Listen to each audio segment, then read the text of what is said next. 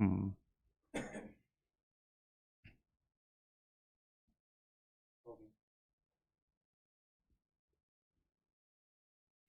Hello friends, कैसा सब लोग। तो फ्रेंड्स, आज की वीडियो के अंदर मैं आपको कराऊंगा एक ऐसा महत्वपूर्ण टॉपिक जो आपके सीटेट के एग्जाम में जरूर पूछा जाता है। एक नंबर का कंफर्म आता है, एक से दो नंबर का भी आपके एग्जाम में देखा जाता है। ना सिर्फ आपके सीटेट के एग्जाम में आता है, बल्कि आपका कोई भी टीचिंग का एग्जाम हो या कोई भी आपका टेट का एग्जाम हो, वहां पर भी आपको देखने को मिलता है। जो आज की वीडियो के अंदर मैं आपको कराने वाला हूं टॉपिक, उस टॉपिक का नाम है आपका जीन पियाजे। जीन पियाजे का संज्ञानात्मक विकास का सिद्धांत, जो कोग्निटिव डेवलपमेंट थ्योरी दी थी जीन पियाजे ने, इस थ्योरी के बारे में आपको बताऊंगा कि सिद्धांत होता क्या है, इसके अंदर कौन कौन से कंसेप्ट आते हैं, जो सिद्धांत के अंदर विकास की जो अवस्थाएं है उनके बारे में बताऊंगा, जहां से क्वेश्चन आपके एग्जाम में आते हैं। जितनी भी चीजें आज की वीडियो के अंदर मैं आपको बताने वाला हूं जीन पियाजे से संबंधित, इन चीजों को समझ लेना, ध्यान से सुनना मेरी बात, रटना मत, समझ लेना, क्योंकि सीटेट के एग्जाम में क्वेश्चन अब आपका अंडरस्टैंडिंग लेवल पर पूछा जाएगा। तो आज की वीडियो को देखने के बाद शायद मुझे लगता नहीं कोई क्वेश्चन बचेगा जिसका आंसर आप लोग ना दे पाओ। उसी तरीके से जितने भी आपके महत्वपूर्ण टॉपिक है, क्योंकि आप सभी को पता है मैं सिर्फ वही चीजें कराता हूं जो आपके एग्जाम में आती है, तो जो जो इंपोर्टेंट टॉपिक आपके सिलेबस के अंदर दिए हुए हैं उन टॉपिक को मैं अपने यूट्यूब चैनल पर कराता रहूंगा। तो आज आपका पहले टॉपिक से आपकी शुरुआत हो रही है। एक तरफ मैं आपको क्वेश्चन आंसर की क्लास दे रहा हूं, दूसरी तरफ आपको टॉपिक वाइज क्लास दे रहा हूं। तो इससे क्या होगा, आपके कंसेप्ट क्लियर होते जाएंगे और साथ के साथ आपकी प्रैक्टिस भी होती जाएगी। लेकिन आपका सिलेबस काफी बड़ा है, एग्जाम तक देखते हैं कितने आपके टॉपिक होते हैं। वरना अगर आपको सारा कोर्स डिटेल में चाहिए तो ये पूरा का पूरा मेरा कोर्स है, ये मेरे सीटेट के नोट्स है, जिनको आप लोग ले सकते हो मेरी वेबसाइट पर जाकर sachinacademy.com। आप लोगों को सीधा एक काम करना है, अपना गूगल खोल लेना आप लोग। तो गूगल खोलने के बाद उसमें सीधा लिख देना आप लोग सचिन एकेडमी। जैसे आप लोग गूगल में जाकर लिखोगे sachinacademy.com, तो उसके बाद मेरी वेबसाइट खुलकर आ जाएगी कुछ इस तरीके से। यहां पर देखिए, चाहे आपका पेपर फर्स्ट है, चाहे आपका पेपर फर्स्ट और सेकंड दोनों है, या उनके साथ में मॉक टेस्ट भी है, तो सभी आपको ये चीज दी हुई है। यहां पर जाकर आप लोग इनको ले सकते हो अपना रजिस्ट्रेशन नंबर डालकर, ठीक है। उसके बाद आपकी जो नोट्स होंगे वो डाउनलोड हो जाएंगे, साथ में पासवर्ड दिया होगा, उस पासवर्ड से उसको खोल लेना। अगर कोई क्वेश्चन आपका है, कोई कुछ चीज पूछनी है, तो व्हाट्सअप का आइकन है, इस पर ओके करना, आपके क्वेश्चन का आंसर आपको मिल जाएगा कुछ घंटे बाद ही, ठीक है। तो चलिए अब मैं शुरुआत करता हूं आपके पहले टॉपिक की, जीन पियाजे के संज्ञानात्मक विकास सिद्धांत के बारे में। जो लोग नए आए हैं वो चैनल को सब्सक्राइब कर लेना, क्योंकि आपके एग्जाम पास होने तक मैं आपके साथ रहूंगा और इसी तरीके से मेरे यूट्यूब चैनल पर क्लासेस चलती रहेगी। तो आप लोग मेरे चैनल को सब्सक्राइब कर लेना, ठीक है, ताकि सभी क्लासेस आपको मिलती रहे। उसके अलावा देखते हैं जीन पियाजे के बारे में। ये चीज मैंने आपको बता दी, नोट्स के बारे में बता दिया कि इसके अंदर आपको सिलेबस के अकॉर्डिंग जितने आपके टॉपिक होते हैं वो मिल जाएंगे।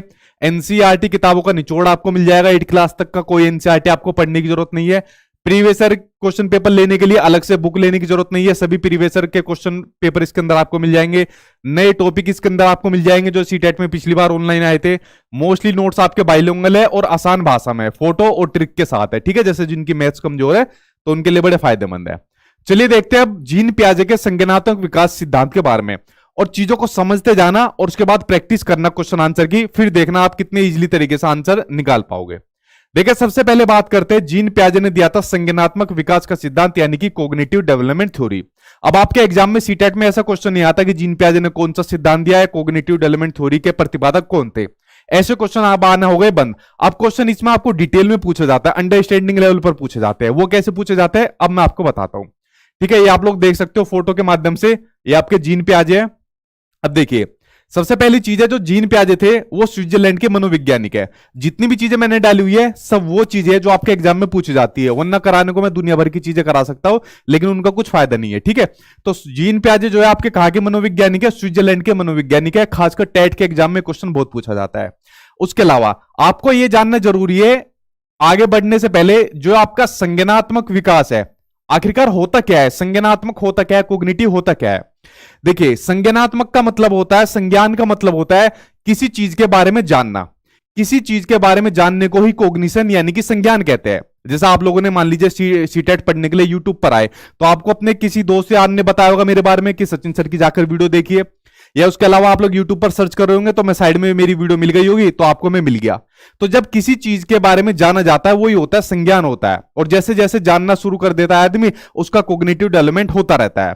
जैसा आप लोग मेरी वीडियो को अभी आप लोग अपने ज्यादातर अपने मोबाइल फोन में देख रहे हो, क्या आपको मोबाइल फोन एकदम चलाना आ गया? नहीं चलाना है। आपने मोबाइल फोन खरीदा, धीरे धीरे उसको चलाना शुरू करा और धीरे धीरे जो इसकी नॉलेज थी उसको आप लोग एक्वायर करते गए, ग्रहण करते गए। तो उसी तरीके से आपका क्या होता रहा? संज्ञानात्मक विकास होता रहा धीरे धीरे करके। ठीक है, तो यही होता है आपका संज्ञानात्मक विकास, किसी चीज के बारे में जानना। ठीक, उसके अलावा आगे देखते हैं। जीन पियाजे का मानना है कि जैसे जैसे बच्चों में जैविक परिपक्वता यानी बायोलॉजिकल मैच्योरेशन आती है वैसे वैसे वे वस्तुओं के बारे में अपने दिमाग में कंसेप्ट बना लेते हैं। कहने का मतलब है जैसे जैसे बच्चे मैच्योर होते रहते हैं, जैसे जैसे उनकी उम्र बढ़ती रहती है, वैसे वैसे बच्चे अपने माइंड के अंदर चीजों के बारे में कंसेप्ट बनाना शुरू कर देते हैं। सही कह रहे हैं जीन पियाजे। जब आप लोग, मैं भी जब छोटे से थे, जैसे जैसे बड़े होते गए तभी हमें चीज पता चलती गई कि भाई हमारा परिवार है, ये हमारा स्कूल है, आगे हमारी कॉलेज है, आगे हमको जॉब इस तरीके से लेनी है। ठीक है, तो कहीं ना कहीं इनका फोकस ये था कि पहले बच्चे का विकास होता रहता है, उसके बाद वो उसकी अधिगम होती है या लर्निंग होती है। ठीक है, उसके अलावा दूसरी चीज उन्होंने बताई हुई है, आगे देखते हैं। इसको एक एग्जांपल के माध्यम से मैं आपको समझाता हूं। देखिए, आपने WWE के रेसलर के बारे में सुना, अंडरटेकर के बारे में? जब हम छोटे से थे तो हमारे माइंड के अंदर ये कंसेप्ट था कि अंडरटेकर कई बार रिंग के अंदर मर गया। क्या मरा हुआ आदमी जिंदा हो सकता है? बिल्कुल जिंदा नहीं हो सकता। लेकिन छोटे जब हम थे, छोटे बचपन में थे, तो हमें ये वाली कंसेप्ट नहीं पता था। ठीक है, हम तो रेसलिंग देखते थे या बचपन में सुनते थे दारा सिंह ने अपने एक हाथ से एरोप्लेन को रोक लिया, ऐसी आपस में बात चलती थी, क्योंकि हमारे अंदर जो उस टाइम पर मैच्योरेशन नहीं आई थी और उस टाइम पर एज कम थी। लेकिन जैसे जैसे हम मैच्योर होते गए, हमारी एज बढ़ती गई, उसी तरीके से हमारे माइंड के अंदर क्या होते गए, ये कंसेप्ट हम बनाते चले गए कि भाई मरा हुआ आदमी दोबारा नहीं आ सकता, या एक आदमी अपने हाथ से एरोप्लेन को नहीं रोक सकता। तो यही बात जीन पियाजे ने अपने सिद्धांत के अंदर कही है। ठीक है, ये चीज समझ में आ गई। ये क्या कहना चाहते हैं कि जैसे जैसे बच्चे की एज बढ़ती जाती है, उसका विकास होता रहता है, वैसे वैसे बच्चा अधिगम यानी लर्निंग करता रहता है। उसके अलावा जीन पियाजे ने कहा है कि जो बच्चे होते हैं वो सक्रिय ज्ञान के निर्माता होते हैं। बच्चों को इन्होंने एक्टिव रूप से ज्ञान का निर्माता माना है, और साथ में कहा है कि बच्चे जो है नन्हे वैज्ञानिक होते हैं और जो संसार के बारे में अपने सिद्धांतों की रचना करते रहते हैं। मतलब छोटा बच्चा वैज्ञानिक की तरह चीजें खोजता है और अपने सिद्धांत खुद बनाता रहता है जैसे जैसे बड़ा होता है। हमने भी अब ऐसी बनाए थे। ठीक है, तो ये बड़ी महत्वपूर्ण इनकी टर्म है, कई बार आपके सीटेट के एग्जाम में एज ए डेफिनेशन के रूप में पूछी गई है। ठीक, यहां तक समझ में आया? आगे देखते हैं। आगे जीन पियाजे जी का मानना है कि जीन पियाजे कहते हैं कि जो बच्चों की थिंकिंग है, यानी जो बच्चों का चिंतन है, सोचने का तरीका है, वो अडल्ट से यानी जो वयस्क होते हैं, वो बड़े होते हैं, उनसे प्रकार में तो अलग है लेकिन क्वांटिटी में अलग नहीं है। देखिए, आप लोग मुझे एक बात सिंपल सी बताइए, जैसा आप लोग हो या मैं हूं, हमारा सोचने का तरीका अलग है, लेकिन छोटे बच्चे होते हैं उनका सोचने का तरीका अलग है। लेकिन दिमाग तो भगवान ने सभी को एक जैसा दिया है क्वांटिटी में। तो हमारा जो दिमाग है या बच्चे का जो दिमाग है क्वांटिटी में सेम है, लेकिन जो चिंतन है सोचने का, चाहे आप लोग हुए, मैं हुए या जो बच्चे हुए, तो चिंतन अलग अलग है। तो बच्चों का जो चिंतन है वो प्रकार में अलग होता है बड़ों से, ना कि क्वांटिटी में होता है। क्वांटिटी में सभी के पास इतना ही दिमाग रहता है। ठीक है, तो ये वाले कथन किसका है? जीन पियाजे का स्टेटमेंट है। कई बार जीन पियाजे से संबंधित डेफिनेशन या स्टेटमेंट पूछा जाता है, वो ये दो बड़े महत्वपूर्ण है जो मैंने आपको बता दिए। ठीक, यहां तक क्लियर हुआ? अब पढ़ते हैं जीन पियाजे के कुछ महत्वपूर्ण कंसेप्ट के बारे में। यहां से कोई ना कोई क्वेश्चन आपके एग्जाम में जरूर पूछा जाता है जीन पियाजे के कंसेप्ट के बारे में। देखिए, जीन पियाजे का सबसे पहला कंसेप्ट है अनुकूलन, जिसको कहा जाता है एडेप्टेशन। एडेप्टेशन का मतलब होता है जब वातावरण के अनुसार खुद को डाला जाता है तो होता है आपका एडेप्टेशन होता है। वो कैसे? जैसा आपको पता है कि भाई अगर आपको गवर्नमेंट जॉब लेनी है, अगर आपको गवर्नमेंट टीचर बनना है, तो उसके लिए सबसे पहले आपको टीचिंग ट्रेनिंग कोर्स करना पड़ेगा, डीएलएड करना पड़ेगा, बीएड करना पड़ेगा, उसके बाद फिर आपको अपना सीटेट पास करना पड़ेगा। इस तरीके से आपका प्रोसेस चलेगा आपको गवर्नमेंट जॉब लेने के लिए। तो आप लोग क्या कर रहे हो? वातावरण के अनुसार खुद को डाल रहे हो कि अगर गवर्नमेंट जॉब लेनी है तो पहले मुझे इस तरीके से ये चीजें करनी पड़ेगी। ठीक है, तो यही होता है आपका एडेप्टेशन यानी कि अनुकूलन। अब इस एडेप्टेशन के दो प्रोसेस होते हैं, दो बड़े महत्वपूर्ण प्रोसेस होते हैं और बहुत बार एग्जाम में आते हैं। एक होता है आपका एसिमिलेशन और एक होता है आपका एकोमोडेशन, जिसको हिंदी में कहते हैं आत्मसातकरण, हिंदी में कहते हैं इसको समायोजन। जितने महत्वपूर्ण टर्म है कोशिश करना इनको इंग्लिश में याद करना, हिंदी में इनके अलग अलग नाम दिए होते हैं तो बच्चा बहुत कंफ्यूज होता है। ठीक है, तो इनके इंग्लिश में नाम याद करना। देखिए, जो एडेप्टेशन के दो आपके प्रक्रिया होती है, प्रोसेस होते हैं। पहला होता है एसिमिलेशन। एसिमिलेशन का मतलब होता है जब पूर्व ज्ञान को यानी जो प्रीवियस नॉलेज होती है उसको नए ज्ञान के साथ जोड़ा जाता है। अब देखिए ऐसा तो है नहीं जीन प्याजे आप पहली बार पढ़ रहे हो, आपने अपने टीचिंग ट्रेनिंग कोर्स में जीन प्याजे से के बारे में पढ़ा होगा, या फिर मेरे पढ़ाने से पहले भी आप लोगों ने जीन प्याजे के बारे में पढ़ा होगा। तो कुछ ना कुछ प्रीवियस नॉलेज यानी पूर्व ज्ञान आपके पास जरूर था, और उस पूर्व ज्ञान को आपने नए ज्ञान के साथ जोड़ दिया। ठीक है, जो भी जीन प्याजे से संबंधित कोई नई चीज आ रही है आपने उसके साथ उसको जोड़ दिया। तो यही होता है आपका एसिमिलेशन यानी कि आत्मसातकरण होता है। इसको एक एग्जांपल से और समझना, जैसा छोटा बच्चा होता है, मान लीजिए छोटे बच्चे ने एक डॉगी देखा, ब्लैक कलर का कुत्ता देखा, उसने देखा कि कोई जानवर है जिसकी 4 टांगे है, इसकी एक पूंछ है, एक मूंछ है और भौंभो कर रहा है। तो बच्चे के पास नॉलेज हो गई कि ये जानवर जो है कुत्ता होता है। बच्चा जैसे ही थोड़ी दूर आगे चला, उसने एक और कुत्ता देखा, इसकी भी 4 टांगे थी, पूंछ थी, मूछे थी और ये भी वो कर रहा था, लेकिन ये सफेद रंग का था। तो इसने क्या काम करा, पूर्व ज्ञान के अंदर जो जो नॉलेज थी कुत्ते के बारे में उसको नए ज्ञान के साथ जोड़ दिया कि भाई जरूरी नहीं है कुत्ता काला ही हो, कुत्ता सफेद भी हो सकता है, भूरा भी हो सकता है। तो ये होता है आपका एसिमिलेशन होता है। ठीक है, उसके अलावा दूसरा होता है आपका अकोमोडेशन। अकोमोडेशन होता है पूर्व ज्ञान में परिवर्तन करके जब वातावरण के साथ तालमेल बैठाया जाता है, यानी प्रीवियस नॉलेज के अंदर उसको मॉडिफाई करके, उसको संशोधित करके जब वातावरण के साथ तालमेल बैठाया जाता है, वो होता है आपका अकोमोडेशन होता है। वो कैसे होता है देखिए, अब बच्चों को एसिमिलेशन में ये तो पता चल गया कि कुत्ता जो होता है उसकी 4 टांगे होती है, पूंछ होती है, मूंछ होती है और वो भौंभो करता है, और वो काला सफेद गोरा कैसे भी हो सकता है। लेकिन कुछ दिनों के बाद बच्चे ने बिल्ली देख ली। अब बिल्ली यानी कैट को देखने के बाद बच्चे ने कहा यार फिर एक जानवर आ गया, इसकी भी 4 टांगे, इसकी भी एक पूंछ है, मूंछ है, लेकिन ये म्याऊ म्याऊ कर रही है।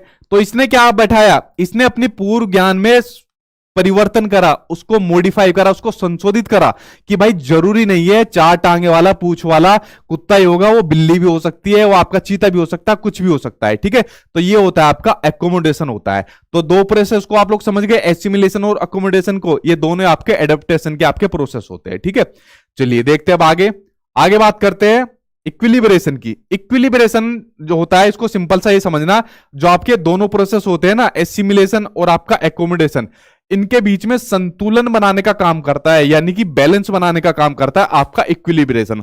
ये दोनों प्रोसेस जब चलते हैं तो उनके बीच में जो बैलेंस बनाता है वो होता है आपका इक्विलिब्रेशन होता है। ठीक है, इसको अलग अलग नाम से कहते हैं, संतुलन कहते हैं, साम्य धारण कहते हैं। अब इसी के अंदर एक बड़ी महत्वपूर्ण टर्म आती है आपका स्कीमा। अब देखिए स्कीमा क्या होता है, स्कीमा होता है कि जब मानव के दिमाग में जो चीजें पहले से स्टोर होती है और वह उनका यूज करके किसी विषय के प्रति एक कंसेप्ट बना लेता है, तो इसको स्कीमा कहते हैं।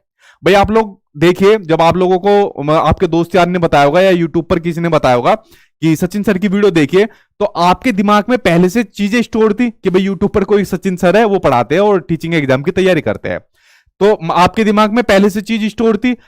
लेकिन इन्हीं इंफॉर्मेशन का यूज करके आपने किसी विषय के प्रति यानी मेरे प्रति एक कंसेप्ट बना लिया कि यार ये हमारे सचिन सर है, ऐसे दिखते हैं, ठीक है, अच्छी खासी इनकी बॉडी भी दिख रही है, हैंडसम जैसे दिखते हैं और पढ़ाते बहुत बढ़िया है। ठीक है, ये तो मैं जनरली कह रहा हूं, ठीक, वैसे करके तो आपने मेरे बारे में बहुत सारे कंसेप्ट बना लिए। ठीक है, किस तरीके से पढ़ाते हैं, ऐसे एग्जाम्पल देते हैं, अपने नोट्स देते हैं, फलाना फलाना।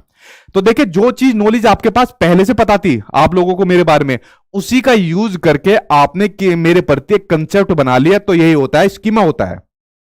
ऐसा कंसेप्ट आप लोग बहुत चीजों के बारे में बनाते हो, अपने दोस्त यार के बारे में, स्कूल के बारे में, कैरियर के बारे में, तो ये सब चीज आपके माइंड के अंदर स्कीमा रहता है, मेरे अंदर भी है, दुनिया के हर किसी व्यक्ति के अंदर क्या होती है, स्कीमा होता है। ठीक है, अब देखिए इसमें एक वर्ड और आ रहा है कि जो स्कीमा की जो प्रवृत्ति होती है और जो प्रतिक्रिया होती है वो बाय बर्थ होती है, यानी जन्मजात होती है। बिल्कुल सही बात है, जब हम छोटे होते हैं तो जब से लेकर हमारे माइंड के अंदर पता नहीं कितने स्कीमा बन गए, पता नहीं कितने कंसेप्ट हम लोगों ने बना लिए। तो ये जो प्रक्रिया होती है ये जन्मजात होती है, बाय बर्थ होती है मानव शिशु के अंदर, छोटे बच्चे के अंदर। ठीक है, उसके अलावा अगला कंसेप्ट देखते हैं। अगला कंसेप्ट आपका ऑर्गेनाइजेशन यानी कि संगठन। संगठन क्या होता है, देखिए अब आपको पता चल गया स्कीमा क्या होता है। इन्हीं स्कीमा को ऑर्गेनाइज करना, संगठित तरीके से करना, यही आपका क्या होता है, ऑर्गेनाइजेशन होता है। जैसा आपको पता चल गया कि भाई टीचिंग एग्जाम की तैयारी कराने के लिए या सीटेट वगैरह की तैयारी कराने के लिए हम तो सचिन सर की वीडियो देखते हैं, लेकिन कोई बच्चा एसएससी की भी तैयारी कर रहा है तो एसएससी के लिए किसी दूसरे टीचर को देखेगा, कोई बच्चा बैंक की तैयारी भी कर रहा है तो बैंक की तैयारी के लिए वो किसी और टीचर को फॉलो करेगा।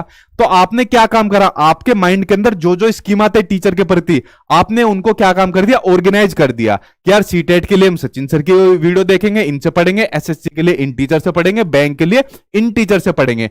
तो बेसिकली आपने क्या काम करा, स्कीमा को पुनर्व्यवस्थित आप लोगों ने कर दिया, इनको ऑर्गेनाइज कर दिया। ठीक है, जैसे मॉल के अंदर जाते हैं, कपड़े जीन्स अलग रहती है, पैंट अलग रहती है, टी शर्ट अलग रहती है, साबुन वगैरह अलग होती है, तो क्या होता है अलग अलग जो पुनर्व्यवस्थित करना होता है स्कीमा को। ठीक, इसको समझ गए, आगे देखते हैं। ये बड़े महत्वपूर्ण कंसेप्ट थे जो मैंने आपको बताया, और कोई ना कोई एक नंबर का इनसे जरूर आपके एग्जाम में देखने को मिल जाता है। ठीक, अब हम पढ़ते हैं जीन पियाजे ने विकास की जो अवस्थाएं बताई थी, डेवलपमेंट की इन्होंने कितनी अवस्थाएं बताई थी, 4 अवस्थाएं बताई थी। अब इन 4 अवस्थाओं में से जरूर आपके एग्जाम में क्वेश्चन आता है, एक एक करके ध्यान से सुनना और समझते जाना, उसके बाद प्रैक्टिस करके देख लेना आप लोग, चाहे आप लोग सभी क्वेश्चन का आंसर निकाल दोगे। ठीक है, अब देखिए जीन पियाजे ने जो संज्ञानात्मक विकास की अवस्था बताई, कितनी बताई, 4 बताई थी। देखिए वो कैसे होते हैं, ये तो आपको पता चल गया जीन पियाजे का क्या मानना था कि जैसे जैसे बच्चा बड़ा होता जाता है, जैसे जैसे उसकी उम्र बढ़ती जाती है, मैच्योर होता जाता है, वैसे वैसे बच्चे का विकास भी होता रहता है। ठीक है, अब देखिए इसके अंदर इन्होंने जो अपनी पहली स्टेज बताई थी, वो बताई थी आपकी सेंसरी मोटर स्टेज। कौन सी बताई थी, सेंसरी मोटर स्टेज, संवेदी पेशीय अवस्था, इंद्रिय गामक अवस्था भी कहते हैं, इंद्रिय जीत अवस्था भी कहते हैं, पता नहीं दुनिया भर के नाम है, लेकिन इंग्लिश में नाम आप इसका याद करना, सेंसरी मोटर स्टेज। इस अवस्था के अंदर जो बच्चा होता है वो होता है जन्म से लेके 2 साल तक का जो बच्चा होता है वो आपका सेंसरी मोटर स्टेज के अंदर होता है। और इसमें जो बच्चा चीजें सीखता है वो अपने सेंसरी ऑर्गन के थ्रू सीखता है, यानी अपनी ज्ञानेंद्रियों के माध्यम से सीखता है। 2 साल तक का बच्चा, ज्ञानेंद्रिय कौन कौन सी होती है, आंख होती है, कान होती है, नाक होती है, हमारी स्किन होती है और जीभ होती है। 5 सेंसरी ऑर्गन होते हैं हमारे, जिसके माध्यम से बच्चा चीजों को सीखता है। ठीक है, 2 साल तक का बच्चा, और कोई तरीका नहीं होता उसके पास, हम लोगों ने भी ऐसी सीखी थी।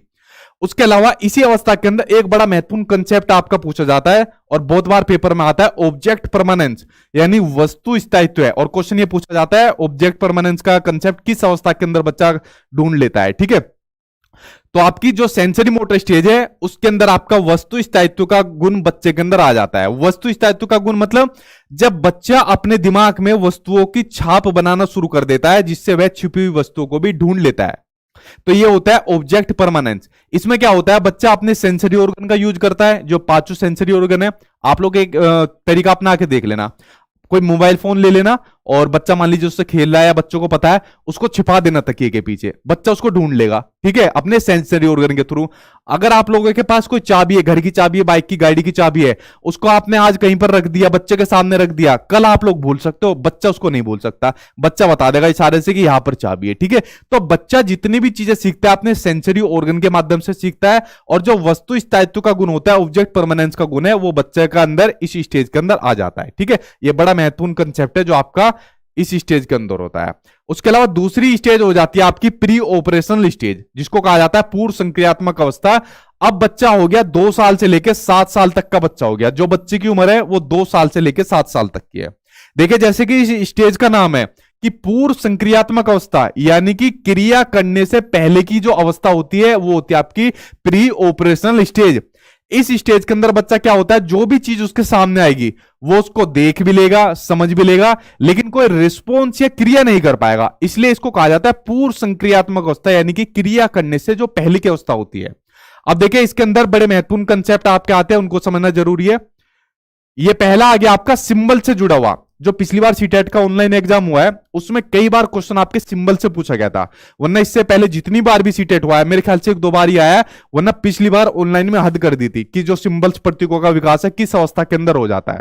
देखिए इसमें क्या होता है प्री ऑपरेशनल स्टेज के अंदर, इसमें बच्चा जो प्रतीक होते हैं, जो सिंबल्स होते हैं, इनका यूज करने में निपुण हो जाता है। कैसे, अब मान लीजिए 2 साल से लेकर 7 साल तक का बच्चा है, अपने घर के अंदर भी आप 2 साल से लेकर 7 साल तक के बच्चों को कहो एरोप्लेन, तो सीधा उसका माइंड के अंदर एरोप्लेन की फोटो छप जाएगी। आप उसके सामने क्या साइकिल, तो साइकिल की फोटो छप जाएगी। आपने देखा होगा एक सीटेट के अंदर क्वेश्चन आया था, मुझे ध्यान आ गया कि एक लड़की होती है, पता नहीं क्या नाम था उस लड़के का, ध्यान नहीं आ रहा, तो जो चिप्स आपने देखे ना चिप्स, इन चिप्स को वो कौन थे, तितली, इन चिप्स को तितली समझ रही थी कि ये तितली की तरह उड़ रहे, अपने दूसरे बच्चों को बता रही थी। तो वो उसके अंदर किस सिंबल्स का यूज हो रहा है, या वो किस स्टेज के अंदर यहाँ पर बच्चा अपना जो प्रदर्शन है उसको प्रदर्शित कर रहा है, ठीक है। तो वो आपका इसी स्टेज के अंदर कर रहा है, पूर्ण संक्रियात्मक अवस्था की, क्योंकि यहां पर बच्चों को सिंबल्स का यूज करना आ गया। अब यहां से उसने एक लेज का पैकेट उठाया और अपने दोस्तों को, अपनी बहन को कहा कि देखो तितली। अब उसको पता है कि तितली दिखने में ऐसी होती है, जैसे जब हम छोटे से थे या बच्चा छोटा सा होता है तो एक बड़ा सा लकड़ी का डंडा लिया या झाड़ू ली और अपने पैर के नीचे लगाई और उसके बाद चल मेरे घोड़े तुक तुक तुक, इस तरीके से करना शुरू कर दिया।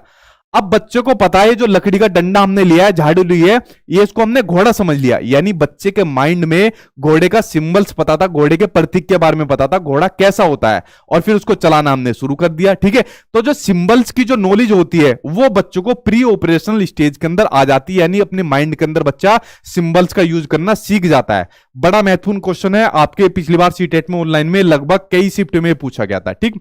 उसके अलावा अगला कंसेप्ट है आपका एनिमिज, जिसको जीववाद बोलते हैं, एनिमिस्टिक व्यू, कई बार आपके सीटेट में पूछा गया था, जो आपका ऑनलाइन पेपर हुआ था। जीववाद का गुण भी बच्चे के अंदर नहीं आता प्री ऑपरेशनल स्टेज के अंदर। जीववाद का मतलब होता है जब बच्चा सजीव और निर्जीव चीजों में अंतर नहीं कर पाता, लिविंग और नॉन लिविंग थिंग्स में बच्चा डिफरेंस नहीं कर पाता। अब जैसे छोटा बच्चा है, छोटा बच्चा चलते चलते मान लीजिए गिर गया जमीन पर, या फिर गेट में आगे, गेट में उसका पैर लग गया और बच्चे ने रोना शुरू कर दिया, तो तभी उसके घर वाले आते हैं, उसकी मम्मी आती है, अरे मेरे बच्चों को पीट दिया, अरे धरती ने मारा है, लो मैं धरती की पिटाई कर देती हूँ, या गेट ने आपको मारा, मैं गेट की पिटाई कर देती हूँ। तो बच्चा चुप हो जाता है, या बच्चा कहता है कि मम्मी और मारो इसे, ठीक है। अब बच्चों को क्या पता कि ये जो धरती हो गई है, जो गेट हो गया, ये निर्जीव चीजें है, नॉन लिविंग थिंग्स है। तो यहां पर बच्चा डिफरेंस पैदा नहीं कर पा रहा है, सजीव और निर्जीव चीजों में बच्चा अंतर पैदा नहीं कर पाता। तो यही होता है आपका एनिमिज्म, यानी आपका जीववाद का कंसेप्ट होता है। प्री ऑपरेशनल स्टेज के अंदर जितने भी महत्वपूर्ण कंसेप्ट है उसमें बच्चों का अभाव आपको देखने को मिलता है, ठीक है। उसके अलावा अगला पॉइंट देखते हैं। अगला पॉइंट है आपका ईगो सेंट्रिज्म, अहम केंद्रित। बहुत बार पूछा जाता है अहम केंद्रित का संबंध किससे, आपका जीन प्याजे से है, ठीक है। ईगो सेंट्रिज्म नाम से पता चल रहा है, ईगो इस स्टेज के अंदर बच्चे के अंदर बहुत ईगो मिलती है। इसमें बच्चा यह सोचना शुरू कर देता है कि जो वह कर रहा है, जो वह सोच रहा है वह सब ठीक है और पूरी दुनिया बेवकूफ है, पूरी दुनिया पागल है। अगर मुझे वेनिला आइसक्रीम पसंद है तो सबको वेनिला आइसक्रीम खानी पड़ेगी, पूरी दुनिया को वेनिला आइसक्रीम खानी पड़ेगी। अगर मुझे कैडबरी की चॉकलेट पसंद है तो सब यही चॉकलेट खाओ। तो इसमें बच्चा बड़ा ईगो सेंट्रिज्म होता है, अहम केंद्रितवादित होता है, मतलब जो उसे पसंद आ रहा है सिर्फ वही चीज होनी चाहिए। आपने देखा होगा जब छोटा बच्चा था, या जब जैसा आप लोग भी छोटे थे, तो जैसे मम्मी या पापा की गोदी में बैठ गए, ठीक है, गोदी में चले गए, अगर हमारा कोई छोटा बहन भाई भी गोदी में आता है तो उसको मानना शुरू कर देता है छोटा बच्चा कि नहीं नीचे जा, मैं अकेला बैठूंगा, ठीक है, इस गोदी पर सिर्फ मेरा हक है। अगर मान लीजिए जबरदस्ती गोदी में बैठा भी लिया तो जबरदस्ती रोता हुआ उसको नीचे पहुंचा देगा। तो यही जो अहम केंद्रितवादिता मिलती है वो इसी स्टेज के अंदर बच्चे के अंदर मिलती है। बड़ा ईगो सेंट्रिज्म होता है बच्चा, ठीक है, सिर्फ अपनी अपनी चाहता है और दुनिया जाए भाड़ में, उसको कोई मतलब नहीं होता, ठीक है। चलिए आगे देखते हैं। अगला कंसेप्ट है आपका इरिवर्सिबिलिटी का, अपलटावी का। अपलटावे का गुण भी इस स्टेज के अंदर बच्चे के नहीं आता। वो कैसे? इसमें जो भी आपकी वस्तुएं रहती है या जो संख्याएं रहती है या जो समस्याएं होती है उनको बच्चा उलटना पुलटना नहीं सीख पाता। जैसे मान लीजिए आपने बच्चों को कहा 4 + 6 कितने होते हैं, बच्चा बता देगा 10 होते हैं, लेकिन इसी क्वेश्चन को आपने उल्टा कर दिया 6 + 4 कितने होते हैं, तो बच्चा नहीं बता पाएगा। आपने बच्चे से पूछा हमारे देश की राजधानी का क्या नाम है, तो हमारे देश की राजधानी का क्या नाम है, नई दिल्ली है। अच्छा अगर क्वेश्चन पूछ ले कि जो अरविंद केजरीवाल है तो वो किस देश के किस प्रदेश का आपके चीफ मिनिस्टर है, तो बच्चा नहीं बता पाएगा। मतलब बच्चा चीजों को उल्टा पलटना नहीं सीख पाता, तो बच्चे के अंदर अपलटावी का गुण नहीं आ पाता, इरिवर्सिबिलिटी का गुण बच्चे के अंदर नहीं आ पाता है, ठीक है। यहां तक समझे। आगे देखते हैं। देखिए ये कई सारे और कंसेप्ट आ गए, ये भी बच्चों को इस स्टेज के अंदर नहीं आता है। जैसे पहला होता है मुद्रा संपत्ति, इसका कंसेप्ट भी बच्चे के अंदर नहीं आता। आप लोग खुद करके देख लेना, 2 साल से लेकर 7 साल तक के बच्चे के साथ आप बच्चों को 2-2 हजार के नोट दे दो और बहुत सारे सिक्के दे दो, जितनी इनकी वैल्यू 2000 की इतने ही सिक्के भर के बच्चों को दे दो, तो बच्चा 2000 के नोट नहीं पकड़ेगा, बच्चों सिक्कों को पकड़ेगा।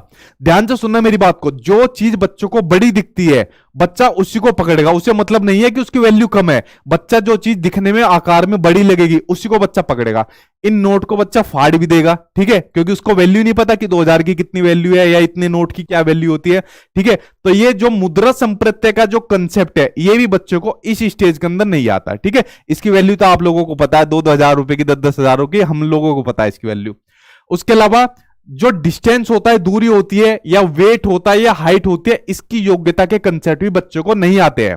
जैसे मान लीजिए आप एक तरफ तो 2 kg का वेट रख दो और एक तरफ 1 kg और 1 kg का वेट रख दो, और बच्चों से कहो कि दोनों में भारी कौन सा लगेगा, तो बच्चा कहेगा ये भारी लगेगा। क्यों? क्योंकि यहां पर ज्यादा दिख रहा है, 2 दिख रहे हैं, ठीक है। उसी तरीके से हाइट का कंसेप्ट भी बच्चों को नहीं आता है, हाइट के अकॉर्डिंग नहीं लगा पाता चीजें। तो जितने भी कंसेप्ट का जो अभाव रहता है, जो मैंने आपको बताया, वो सब आपका प्री ऑपरेशनल स्टेज के अंदर आपको देखने को मिलता है। अभी तो और अभी आपके कंसेप्ट रह रहे हैं, जितनी भी चीजें आपके एग्जाम के पॉइंट ऑफ व्यू से महत्वपूर्ण है, सभी आज की वीडियो के अंदर मैं आपको करा दूंगा, आपका जीन प्याज आज खत्म करवा दूंगा, ठीक है। देखिए आगे बताता हूं आपको। अगला है आपका केंद्रीकरण यानी कि सेंट्रेशन। जैसे इसके नाम से पता चल रहा है, केंद्रीकरण, अपने ध्यान को केंद्रित करना। जब एक समय में किसी चीज की केवल एक विशेषता पर ध्यान दिया जाता है, ये होता है सेंट्रेशन होता है। जैसे फॉर एग्जांपल आप लोग अपने छोटे बच्चों को मोबाइल फोन दे दो। अब मोबाइल फोन लेने के बाद बच्चा सबसे ज्यादा पता है क्या काम करेगा? इसमें अपनी सेल्फी लेना शुरू कर देगा, दुनिया भर की सेल्फी ले लेगा। उसको मतलब नहीं है, इससे कॉल भी कर सकते हैं, इससे यूट्यूब पर सचिन दर्जी की वीडियो देख सकते हैं, इससे और जीमेल वगैरह पढ़ सकते हैं, मैसेज कर सकते हैं, कोई मतलब नहीं। वो एक टाइम पर इस मोबाइल फोन की सिर्फ एक विशेषता पर ध्यान केंद्रित कर रहा है कि सिर्फ मुझे फोटो लेनी है। या कोई बच्चा सिर्फ गेम खेलता है और उसको दुनिया के बारे में कुछ नहीं पता है, इस चीज के बारे में। तो जब एक समय में किसी चीज की एक विशेषता पर ध्यान दिया जाए, बस बाकी और विशेषता को छोड़ दिया जाए, तो ये होता है आपका केंद्रीकरण, होता है आपका सेंट्रेशन होता है, ठीक है। इस कंसेप्ट को समझे, कई बार एग्जाम में आया, पिछली बार सीटेट में भी पूछा गया था। नसीमा लड़की के नाम से जो क्वेश्चन आया था कि वो जो सांप की तरह बनाती है मिट्टी का, कि ये कुछ समय के बाद बड़ा हो जाएगा, ठीक है, इस तरीके से कुछ क्वेश्चन था। तो इनको समझना बहुत जरूरी है। अगला कंसेप्ट है आपका कंजर्वेशन यानी कि संरक्षण से जुड़ा हुआ। इसमें क्या होता है, अगर किसी वस्तु के साइज को या उसके शेप को उसमें चेंज कर दे तो उसकी क्वांटिटी पर कोई प्रभाव नहीं पड़ता, लेकिन बच्चा इसको समझ नहीं पाएगा। फॉर एग्जांपल अपने घर में करके देख लेना, एक तो बड़ा गिलास ले लो, ठीक है, जिसकी हाइट बड़ी हो, और एक ऐसा चकोर गिलास ले लो, दोनों में बराबर पानी रख लो, लेकिन बच्चा इस बड़े वाले गिलास को पहले पकड़ेगा। ट्राई करके देख लेना आप लोग। अब पानी तो दोनों में इक्वल है, पानी की क्वांटिटी तो दोनों में बराबर है, लेकिन बच्चा यहां पर साइज या शेप में अंतर नहीं कर पा रहा है, चेंज नहीं कर पा रहा है, कि मतलब ये है तो चीज सेम ही, बस उसकी क्वांटिटी या उसको साइज को थोड़ा ऊपर नीचे कर दिया है। तो ये जो कंजर्वेशन है, संरक्षण का कंसेप्ट है, ये भी बच्चे को इस स्टेज के अंदर नहीं आता है, प्री ऑपरेशनल स्टेज के अंदर। ये चीज समझ गए आप लोग? आगे देखते हैं। ये सारे एक्सपेरिमेंट आज अपने छोटे बच्चों पर करके देख लेना, ज्यादातर यही चीज करेगा, ठीक है। अगला है आपका सीरियसन यानी क्रमबद्धता। जैसे इसके नाम से पता चल रहा है, क्रमबद्धता, जो क्रम से चीजें होती है उनका अभाव भी बच्चों का इसी स्टेज के अंदर होता है।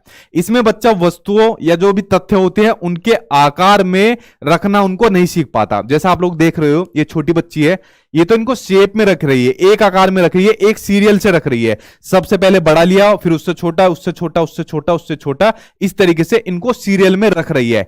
लेकिन इस स्टेज के अंदर बच्चा इस तरीके से सीरियल में नहीं रखता, चीजों को क्रम के अंदर नहीं रख पाता है, कभी बड़ी रख देगा, छोटी रख देगा, इस तरीके से रखता है, ठीक है। तो सीरियसन का कंसेप्ट भी इस स्टेज के अंदर बच्चे के अंदर नहीं आता है, ठीक। यहां तक आप लोग समझ गए। अब आ जाते हैं हम आपकी तीसरी अवस्था के अंदर, जो आपकी होती है मूर्त संक्रियात्मक अवस्था, जिसको कॉन्क्रीट ऑपरेशनल स्टेज कहते हैं, जिसमें बच्चा अब 7 साल से लेके 11 साल तक का इसके अंदर बच्चा हो गया, ठीक है। अब आपकी तीसरी स्टेज हो गई, ठीक। अब आपकी तीसरी स्टेज होगी कंक्रीट ऑपरेशनल स्टेज। देखिए पहले जानिए कंक्रीट का मतलब क्या होता है, मूर्त का क्या मतलब होता है। मूर्त का मतलब होता है जिन चीजों को हम देख सकते हैं, पकड़ सकते हैं, छू सकते हैं। आप लोग मुझे देख रहे हो, मैंने ये पकड़ा हुआ है, ठीक है, तो कंक्रीट चीज है। तो जो इस अवस्था के अंदर जो बच्चा रहता है, जो 7 साल से लेकर 11 साल तक का रहता है, इस अवस्था में बच्चा जो उसके सामने कोई भी चीज आएगी उसको देखकर ही कुछ कर सकता है, यानी उन पर चिंतन करना स्टार्ट कर देता है। ध्यान से मेरी सुनना बात को, इसमें बड़ा महत्वपूर्ण टर्म आ गई थिंकिंग, यानी बच्चा चिंतन करना स्टार्ट कर देता है। लेकिन जो बच्चा चिंतन करना स्टार्ट करता है, सिर्फ उन्हीं चीजों के बारे में चिंतन करता है जो मूर्त चीजें है। जैसे अभी आप लोग वीडियो देख रहे हो, आपके सामने साथ में कोई छोटा बच्चा भी है, और छोटे बच्चों को वीडियो दिखाओ कि देखो हमारे सचिन सर पढ़ा रहे हैं, तो बच्चा चिंतन शुरू कर देगा, अरे इन्होंने व्हाइट कलर की शर्ट पहनी हुई है, ठीक है, इस तरीके से पढ़ा रहे हैं, हाथ में घड़ी पहनी हुई है, और पढ़ाने का ऐसे तरीका है। तो बच्चा जो चिंतन करेगा सिर्फ मूर्त चीजों के बारे में चिंतन करेगा। तो ध्यान से सुनना, एग्जाम में बहुत बार ये क्वेश्चन बच्चे इसके अंदर फंसते हैं कि बच्चा सिर्फ चिंतन शुरू कर रहा है, लेकिन उसके चिंतन के अंदर मैच्योरिटी यानी परिपक्वता नहीं आई है, वो नेक्स्ट स्टेज के अंदर आती है। इसमें सिर्फ मूर्त चीजें देखकर चिंतन करता है। सबसे पहली चीज तो ये हो गई। उसके अलावा जितने भी जो कंसेप्ट रहते हैं जो आपने भी ऊपर पढ़े, अपलटावी का गुण हो गया, जीववाद हो गया, मुद्रा कंसेप्ट, भार वाला संरक्षण, क्रमबद्धता, जितने भी इन कंसेप्ट का अभाव रहता है, कमी रहती है, वो कंसेप्ट मूढ़ संक्रियात्मक अवस्था में आपका बच्चे के अंदर कोई कमी नहीं रहती। ये सारे गुण बच्चे को आ जाते हैं। मुद्रा कंसेप्ट का गुण आ जाता है, उसको पता चल जाता है कागज वाले की ज्यादा वैल्यू होती है, सिक्के की नहीं रहती। अगर गिलास में दोनों में पानी देंगे, बड़े के अंदर और छोटे के अंदर, पता है यार दोनों में बराबर पानी है, कोई सा भी उठा के पी लूंगा। तो जितने भी ये कंसेप्ट आपके ऊपर वाली अवस्था के अंदर इनका भाव रहता है, वो सभी आपके मूढ़ संक्रियात्मक अवस्था में इनका गुण बच्चे के अंदर आ जाता है। ठीक है, ये चीज क्लियर हुई आपको? ये बड़ी महत्वपूर्ण चीज थी जो मैंने आपको बताई। उसके अलावा आगे देखिए, आगमनात्मक तर्कना, इंडक्टिव रीजनिंग, या फिर आप इसको कह सकते हो हाइपोथेटिकल थिंकिंग, बहुत बार पूछा गया आपके सीटेट के एग्जाम में। आगमनात्मक तर्कना, आपने दो विधियां पढ़ी है, इंडक्टिव मेथड, डिडक्टिव मेथड, आगमन विधि, निगमन विधि। आगमन विधि में क्या होता है, सबसे पहले बच्चों को उदाहरण बताए जाते हैं और उदाहरण के बाद उनको नियम बताए जाते हैं। ठीक है, तो क्या होता है, सबसे पहले बच्चों को उदाहरण दिया जाता है आगमन विधि के अंदर, और उदाहरण के बाद फिर उनको नियम बताए जाते हैं। ठीक है, तो ये होती है आपकी आगमनात्मक तर्कना, हाइपोथेटिकल थिंकिंग होती है। यह भी इसी अवस्था में होता है, यानी जब बच्चा उदाहरण के ऊपर तर्क करना शुरू कर देता है, यानी आपने बच्चों को उदाहरण दिया और उदाहरण के ऊपर बच्चा तर्क करना शुरू कर देता है या नियम बनाने शुरू कर देता है। आप मान लीजिए बच्चों को फोटोसिंथेसिस, प्रकाश संश्लेषण की प्रक्रिया पढ़ाना चाहते हो अपनी क्लासरूम के अंदर, लेकिन उससे पहले आपने बच्चों को पेड़ के बारे में चीजें समझाई, पेड़ के एग्जाम्पल दिए, पेड़ की विशेषताएं बताई कि भाई पेड़ से ऑक्सीजन वगैरह मिलती है, दुनिया भर की और चीजें पेड़ के बारे में बता दी। उसके बाद फिर आप फोटोसिंथेसिस के प्रोसेस पर लेके गए। तो यही होता है आपका आगमनात्मक तर्कना, हाइपोथेटिकल आपकी जो थिंकिंग होती है, कि इसमें बच्चों को पहले उदाहरण बताए जाते हैं, उसके ऊपर फिर बच्चा तर्क करना स्टार्ट कर देता है। ठीक है, तो ये हो गया आपका इस स्टेज के अंदर। अब बच्चे आपकी फोर्थ और लास्ट स्टेज में देखिए क्या होता है आपका। फोर्थ स्टेज है आपकी फॉर्मल ऑपरेशनल स्टेज, जिसको औपचारिक संक्रियात्मक अवस्था के नाम से जाना जाता है। इसमें जो बच्चे की उम्र होती है वो होती है 11 साल से प्लस की, या फिर आप लोग कह सकते हो 11 साल से लेके या 15 साल तक का बच्चा। ये होती है जीन प्याजे की फोर्थ स्टेज। अब देखिए इसमें पहला पॉइंट ये लिखा हुआ है, यह संज्ञान की सर्वोच्च अवस्था है, यानी कॉग्निशन की सबसे ऊंची अवस्था कौन सी है, आपकी फोर्थ स्टेज होती है। कॉग्निशन मैंने आपको शुरू में बताया था कि किसी भी चीज को जानना क्या होता है, कॉग्निशन होता है, संज्ञान होता है। तो इसमें फोर्थ अवस्था के अंदर बच्चा अब 11 साल से ऊपर का हो गया, यानी बच्चा अब चीजों के बारे में सब कुछ जान पहचान रहा है। ठीक है, तो ये सबसे ऊंची अवस्था है। इसमें बच्चा अमूर्त चिंतन यानी कि एब्स्ट्रैक्ट थिंकिंग करने स्टार्ट कर देता है। आप देखना दोनों में कंफ्यूज तो मत होना। मूढ़ संक्रियात्मक अवस्था जो आपकी गई थी, कॉन्क्रीट स्टेज गई थी, उसमें बच्चा सिर्फ चिंतन करना स्टार्ट करता है, जो और चिंतन भी उन्हीं स्टार्ट का करता है जो मूर्त चीजें होती है, जिनको बच्चा देख सकता है, पकड़ सकता है, छू सकता है। लेकिन फॉर्मल ऑपरेशनल स्टेज के अंदर बच्चा अमूर्त चिंतन स्टार्ट करना शुरू कर देता है। आपके घर के अंदर जैसे मान लीजिए 11 साल के प्लस का कोई बच्चा है, और अभी आप लोग, मैं उसको वीडियो के अंदर दिख रहा हूं, अगर मैं वीडियो में नहीं भी दिखूंगा, ठीक है, तब भी वो बता देगा कि कोई टीचर है, वो पढ़ा रहे हैं और ये कंसेप्ट पढ़ा रहे हैं। ठीक है, तो जो एब्स्ट्रैक्ट थिंकिंग है बच्चे के अंदर, अमूर्त चिंतन है, वो इस स्टेज के अंदर आना उसका शुरू हो जाता है। जैसे उसमें मूढ़ संक्रियात्मक अवस्था में थी आपकी आगमनात्मक तर्कना, इसी का सेम उल्टा निगमनात्मक तर्कना, वो आपकी इस स्टेज के अंदर आती है। ठीक है, निगमनात्मक तर्कना में क्या होता है, सबसे पहले बच्चों को नियम दिए जाते हैं, उसके बाद फिर उसे उदाहरण दिए जाते हैं। तो निगमनात्मक तर्कना में क्या होता है, इसमें बच्चा नियमों के ऊपर तर्क करना शुरू कर देता है। मूढ़ संक्रियात्मक अवस्था में क्या था, बच्चा उदाहरण के ऊपर नियम या तर्क करना शुरू कर देता है, और इसमें नियमों के ऊपर तर्क करना शुरू कर देता है। ठीक है, जैसे आप लोग बच्चों को मैथ्स के क्वेश्चन करा रहे हो, तो मैथ्स का क्वेश्चन कराने के लिए सबसे पहले आपको बच्चों को नियम बताने पड़ेंगे।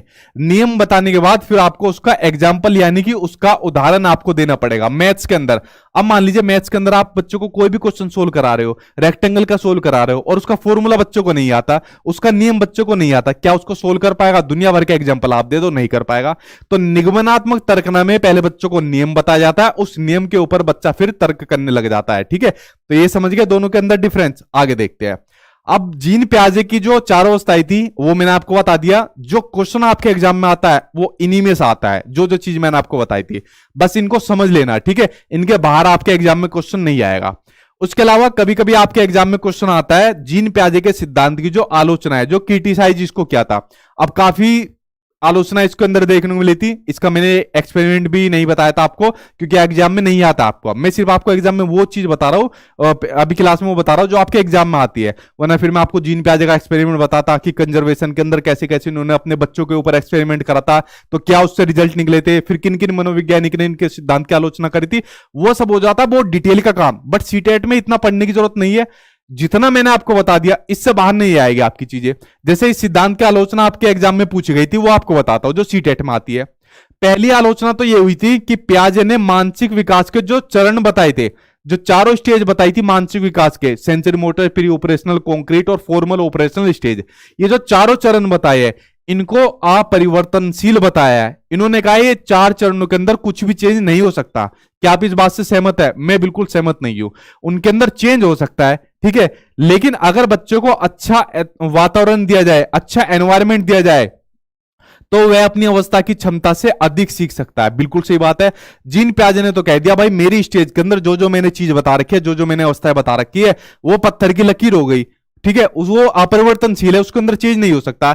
लेकिन अगर बच्चों को अच्छी गाइडेंस दी जाए, अच्छा वातावरण दिया जाए, तो जो कंसेप्ट की कमी, मान लीजिए जीववाद का कंसेप्ट बच्चों को नहीं आता प्री ऑपरेशनल स्टेज के अंदर, ठीक है, तो या कोई भी मान लीजिए संरक्षण का नहीं आता, क्रमबद्धता का कंसेप्ट नहीं आता, किसी भी स्टेज के अंदर नहीं आता बच्चों को। लेकिन अगर उसको थोड़ा सा एनवायरमेंट दे दो, उसको गाइडेंस दे दो और उसको तरीके से बताओ, तो उसी स्टेज का बच्चा उसी स्टेज में जान जाएगा कि जीववाद ये होता है, सजीव निर्जीव के बारे में वो जान जाएगा। ठीक है, तो पहली आलोचना तो इस सिद्धांत की एक ही हुई थी जो आपके एग्जाम में आती है, मैं भी कर रहा हूं, आप लोग भी कर लेना। दूसरी आलोचना ये हुई थी, इन्होंने कहा था कि पहले बच्चे का विकास होता है, पहले बच्चे का विकास होता है और उसके बाद फिर बच्चा सीखता है, यानी अधिगम होती है, लर्निंग होती है, यानी पहले डेवलपमेंट होगा और उसके बाद लर्निंग होगी। अब इनके जो एक और मनोवैज्ञानिक थे, नेक्स्ट वीडियो में बताऊंगा आपको, लेव वाइगोत्स्की। तो लेव वाइगोत्स्की जिन्होंने सामाजिक सांस्कृतिक सिद्धांत आपका दिया था, इन्होंने कहा था नहीं पियाजे साहब आप गलत कह रहे हो, पहले सबसे पहले बच्चा चीजें सीखता है, यानी पहले बच्चे के अंदर अधिगम होता है और उसके बाद फिर उसका विकास होता है। एक दूसरी आलोचना ये थी जो आपकी बड़ी महत्वपूर्ण है, ठीक है, तो ये कुछ 2 महत्वपूर्ण आलोचनाएं थी जो आपके एग्जाम में पूछी जाती है, ठीक, तो वो 2 मैंने आपको बता दी। तो देखिए फ्रेंड्स, मैंने आपको जीन पियाजे के सिद्धांत के बारे में बताया, इनके कंसेप्ट के बारे में बताया, इनकी जो जो अवस्था है उनके बारे में बता दिया। अब इसको समझने के बाद आपको जीन पियाजे अपनी लाइफ में कभी पढ़ने की जरूरत नहीं पड़ेगी, और खासकर सीटेट में तो आपको पढ़ना ही नहीं है बिल्कुल भी। जितनी चीज बता दी इससे बाहर आपकी चीज नहीं आएगी आपके एग्जाम के अंदर। अब बस जितना हो सके आप लोग प्रैक्टिस करिए, जो मैंने आपको अपने नोट्स दे रखे हैं उसके अंदर आप लोग प्रैक्टिस करिए, क्योंकि उसके अंदर प्रीवियस ईयर के क्वेश्चन डाले हुए हैं।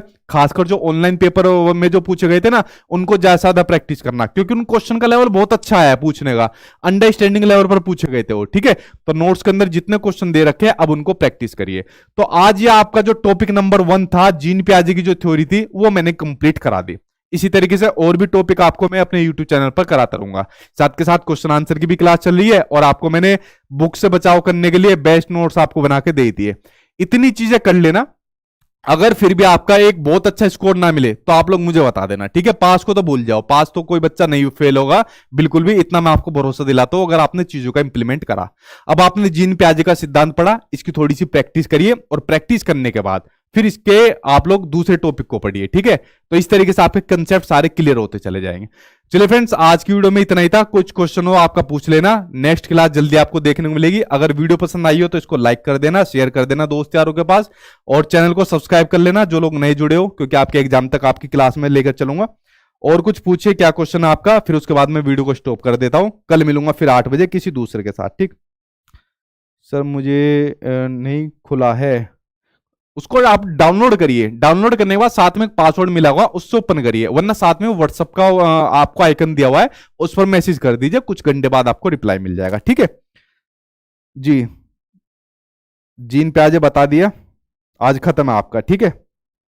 चलिए और कुछ क्वेश्चन पूछिए, अब मैं वीडियो को फिर वरना यही खत्म कर रहा हूं। ये आपको साइट पर मिलेगा, गूगल पर जाकर सर्च करिए sachinacademy.com, तो साइट मिल जाएगी, वहां पर आपको देखने को मिलेंगे। ठीक है, you are the best bet, ठीक है। सुपर टेट की कराएंगे बाद में, क्योंकि अभी उसका कुछ नहीं पता, एक बार सी टेट निकलवा दे बच्चे का, उसके बाद सुपर टेट कराएंगे बड़े पेपर की, ठीक है। तो चलिए फ्रेंड्स, आज की वीडियो में यही खत्म करता हूं। आई होप आपको टॉपिक पसंद आया होगा, इसी तरीके से आपके और टॉपिक मैं आपको दूंगा। तो सी टेट के लिए आप बेफिक्र रहिए, जो जो चीज आपको पढ़ाई जा रही है उसको बस फॉलो करिए, आपका एग्जाम जरूर निकलेगा। Thank you.